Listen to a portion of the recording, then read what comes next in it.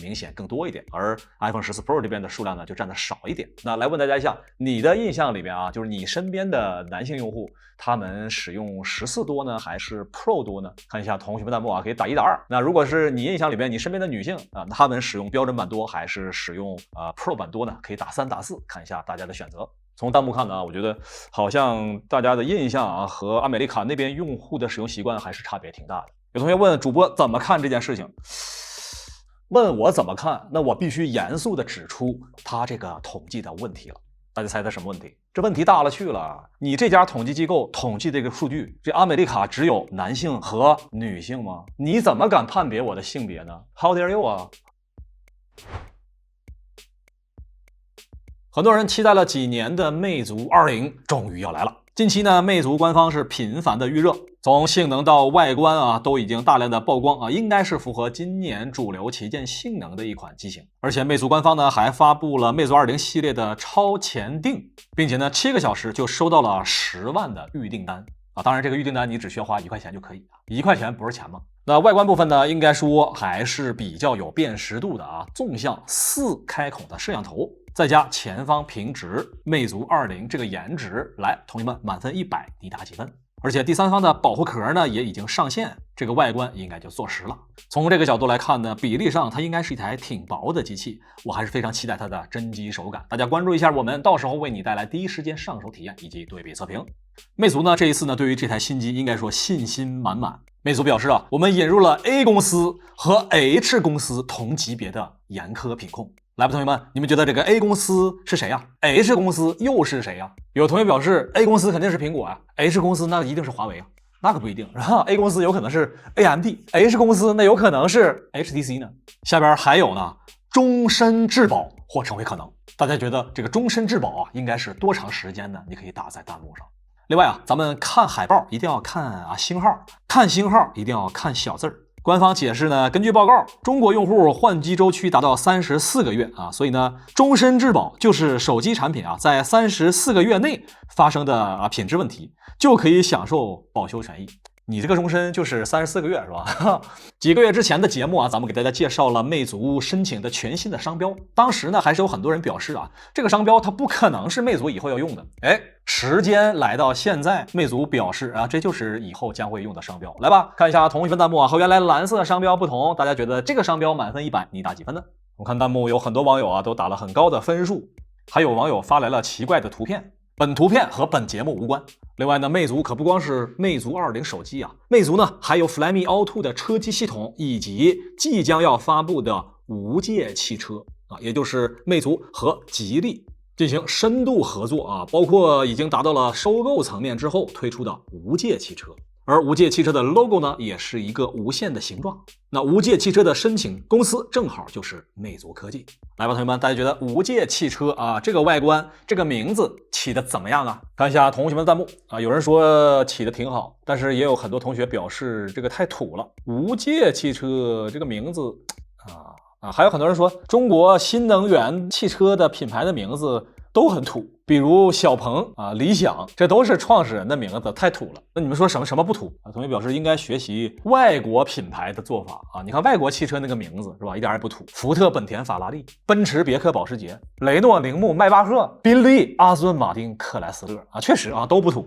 但是你有没有感觉刚才咱们说的这些，它也都是外国人的人名？所以呢，要真的去学外国汽车品牌的做法，那就得把咱们中国人的这个人名命名成为汽车品牌的名字。再说了，咱中国这个汉字吧，其实老外特别喜欢。放几张大家熟悉的图片啊，很多这个外国名人都把汉字纹在身上，对吧？你看贝克汉姆纹的这个生死看淡，不服就干，对吧？很多知名运动员都把汉字纹在身上，为啥呢？就是因为咱们汉字造型优美，充满着神秘感。他们认为啊，汉字能够带给他们力量，这是一种来自东方神秘古老文明的传承。你要说这个全世界都说中国话，那有点夸张。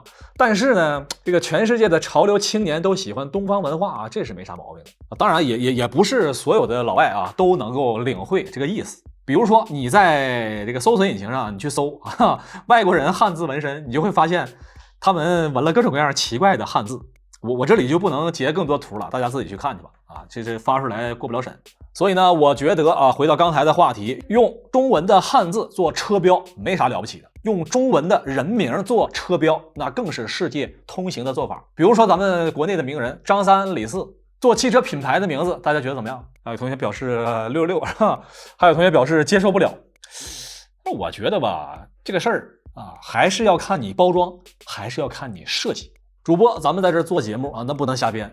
光是评价一个品牌好与坏啊，或者说一个中文的名字土不土，那谁都会。咱们关键还得去解决问题。比如说，咱们现在就要成立一家全新的新势力汽车品牌，我们就要拿张三作为它的名字啊，那不行，咱拿李四作为它的名字，怎么样让它不土？怎么能让这个张三牌汽车和李四牌汽车高大上？主播，你能不能给我呈现出来？你要是呈现不出来，你就是在这瞎编的。主播我今天也是有备而来啊，咱们一起来看一看，如果是张三牌汽车，怎么样能够变得高大上？咱们来仔细设计一下啊，大家看到这是张三啊，那么它的全拼呢就是张三三，我们提取一下首字母啊，就是 ZS， 再经过简化设计，融入太极八卦的理念。这就是张三牌汽车的 logo， 满分100，你打几分呢？来看看实车效果，效果图我都给你做出来了。还有同学表示张三好做，李四就不行，真不行吗？李四啊，首字母简称 L4， 对吧？未来还可以有 L4 级别无人驾驶。咱们做一下变体，你会发现这个 L 啊和4啊这个造型还挺相似的。进一步的简化，是不是漂亮多了？再来一个更加锋利的造型。李四牌电动车明年就量产，这外国人被他买疯了呀！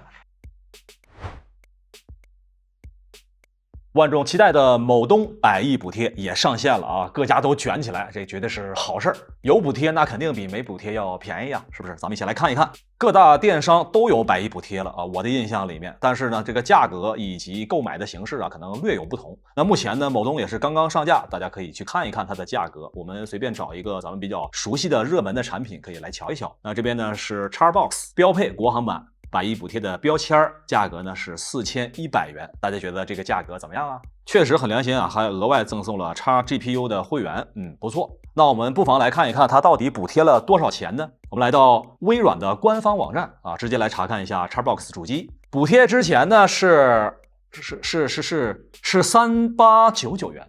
也就是说，补贴了足200块钱，大家觉得这波操作溜不溜？哎呀，这个 Xbox 啊上市这快2年的时间了，这个补贴完的价格呀还能做到4100元啊，确实还是让人非常的感动。不是你们弹幕为什么都在打问号？什么意思啊？有什么奇怪的吗？补贴这也没写补贴谁，对不对？领会精神。来看本周互联网领域的好消息啊！最近这几个月的时间啊，关于视频网站的种种新闻，那是一直让我们心旷神怡。比如说，有网友表示啊，某奇异网站它的计费规则就是当月啊会员啊2月份只有28天。我一直以为啊1个月的会员应该是31天。大家觉得这个2月份应该有会员多少天呢？可以打在弹幕上。我其实觉得吧，这个某奇异呢应该是用心良苦。为什么？你1个月如果是31天，天天看剧啊，你不累得慌吗？应该多多休息啊！不行，咱周六周天也休息一下。有一些老观众可能还记得啊，若干年前人电视台周2下午那是没有节目的，电视台检修啊，那我们网站呢也应该休息休息。再说了啊，现在这视频网站啊，24小时为你服务，这多不健康啊！晚上不睡觉吗？不如就和咱们打工人一样，朝9晚5，除了这个时间之外，我们视频网站没节目，你看怎么样？而且白天这8小时啊，每看1个小时，你还得停15分钟。检测一下，如果你戴着眼镜的话呢，再强制下线1小时，保护您的视力。视频网站啊，为了大家的健康啊，就费尽了心思啊。他真的，我哭死是吧？还不止呢啊！好消息还有，我知道啊，大家看视频的时候最爱看的就是视频里边插广告。那根据最新的专利网站查询啊，某奇艺发布了一种全新广告。这个发明呢是表示在视频弹幕里面可以投放广告。大家觉得这个发明满分100，你打几分呢？你们为什么把分都打这么低呢？为什么？我觉得在视频弹幕里面插广告，这个创意它就挺好，要不然现在这个弹幕吧就太枯燥了啊！动不动主持人就跟大家说，请大家把保护打在弹幕上，你这得多枯燥！咱们这个弹幕广告就给他来点有创意的，来吧，同学们，我现在就给你10秒钟的时间，你把你心目当中最有创意的那一句话当做广告打在咱们弹幕上面，看一看谁的广告最有创意。来，10、9、8、7、6、5、4、3、2、1，来看看谁的弹幕广告最有创意，我们给他点赞。大家可能不知道啊，咱们这个视频网站呢是有给弹幕点赞的功能的。你看谁这个弹幕广告比较有意思啊，可以给他点赞看一看，看一看最多点赞那条弹幕能有多少个赞。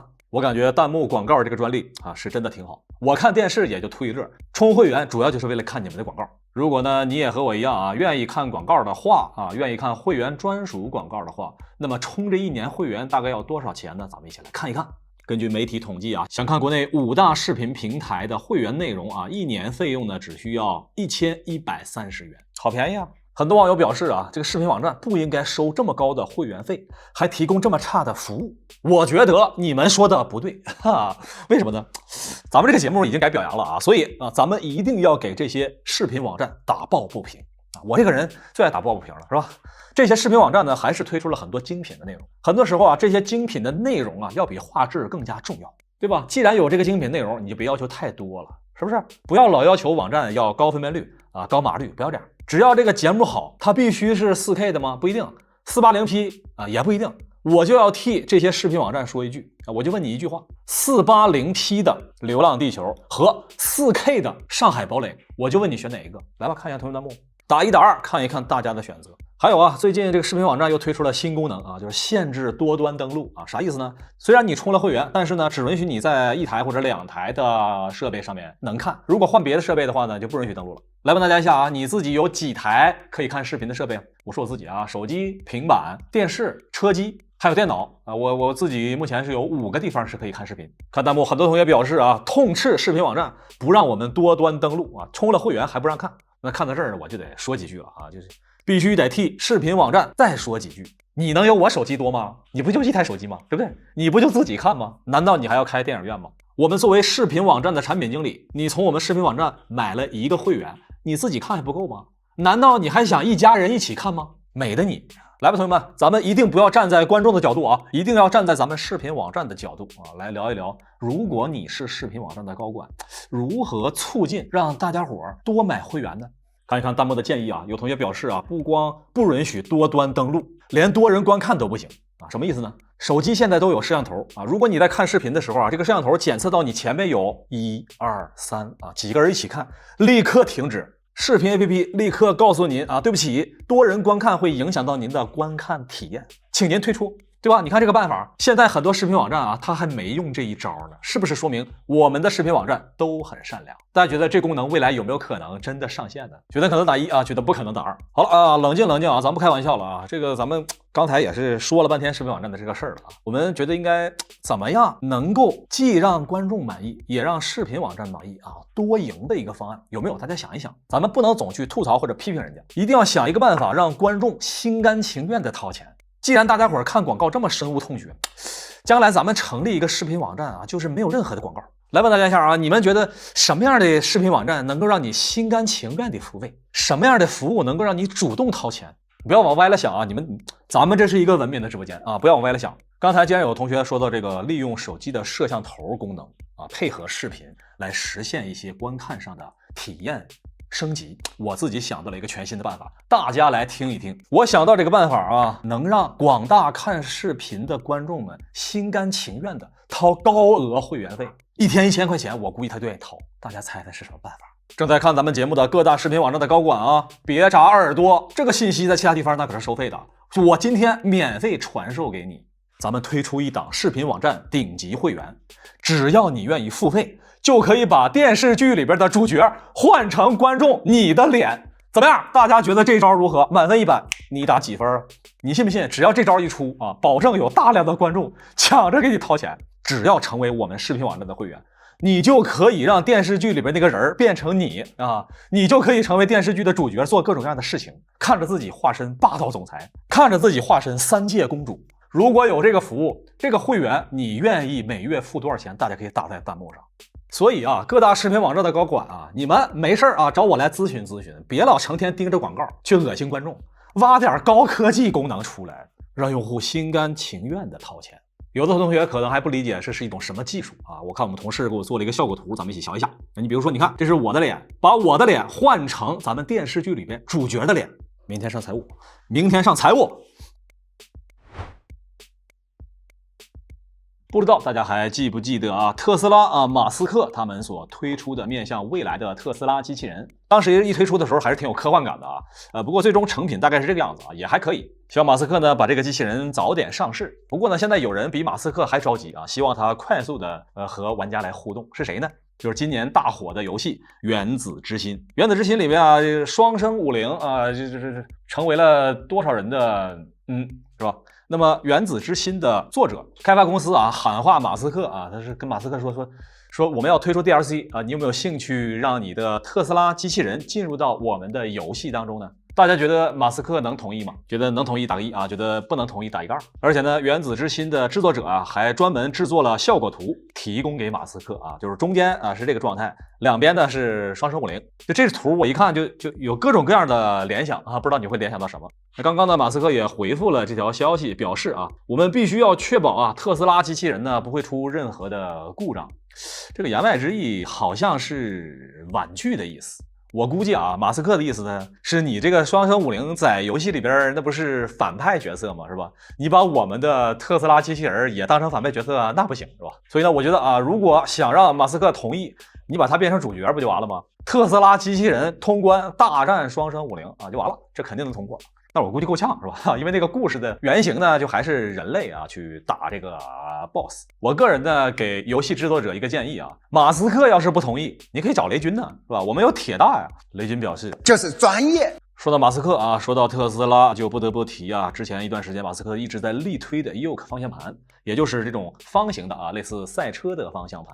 来问大家一下啊，如果你去买特斯拉的话，会考虑这个方形的方向盘吗？有同学问主播怎么看我想起一个事儿啊，你感受一下啊，如果给你一个方形的勺子让你喝汤吃饭，你觉得会舒服吗？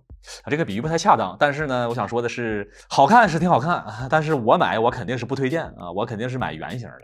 你笨寻思咱们变道转弯，它这个方形，这能舒服吗？不光是咱们这么想的啊，这海外用户呢很多也是这么想的。目前呢，特斯拉考虑到用户的强烈需求啊，已经推出了新版本的改装件。如果你之前买的时候选的是 Yoke 的方形的方向盘，那么现在呢，你就可以改装成官方的圆形方向盘，只需要呢再额外掏$700就可以了。$700啊，7749才4900块钱。大家可以把便宜2个字打在弹幕上。OK 啊，本周的表扬环节就结束了啊，不知道大家觉得本周所提到的这些品牌哪一个最善良？大家可以把它的数字打在弹幕上，我们一起来观摩一下。我是大爷，这里是科技美学，咱们下周表扬再见。祝大家都有强壮的身体，多赚 money， 天天都能休息，每天还有花不完的法定货币。感谢大家的点赞。